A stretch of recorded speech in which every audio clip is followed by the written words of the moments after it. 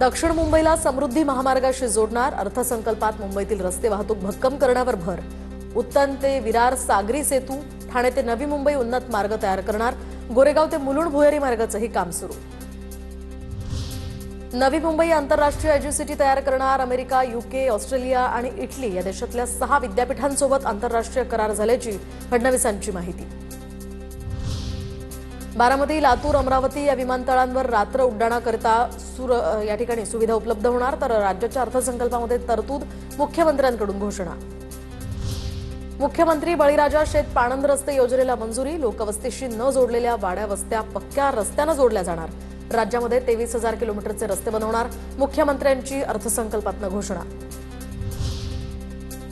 मुंबई पुणे नागपुरात 490 किलोमीटरची मेट्रो मार्गिका तयार करणार, दक्षिण मुंबईला समृद्धी महामार्गानं जोडणार, मुख्यमंत्री फडणवीसांची माहिती। तर वडाळा ते गेटवे ऑफ इंडिया भूमिगत मेट्रो सुरू करणार।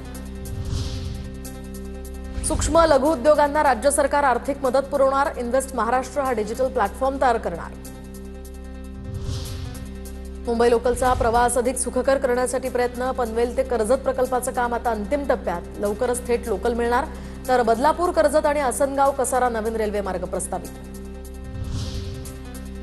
परवडणाऱ्या 10 लाख घरांचा विकास आराखडा तयार करणार, अर्थसंकल्पात घर खरेदीचं स्वप्न पाहणाऱ्या सामान्यांना दिलासा, तर आवास योजनेतील घरांवर सौर ऊर्जा यंत्र बसवण्याचाही निर्णय। नाशिकच्या कुंभमेळ्यासाठी प्राधिकरणाची स्थापना, एकात्मिक विकास आराखडा तयार झाल्याची माहिती। नाशिक विमानतळ, रिंग रोड, बसस्थानक, रेल्वे स्टेशनचं काम पूर्ण करण्याचं नियोजन, फडणवीसांची माहिती।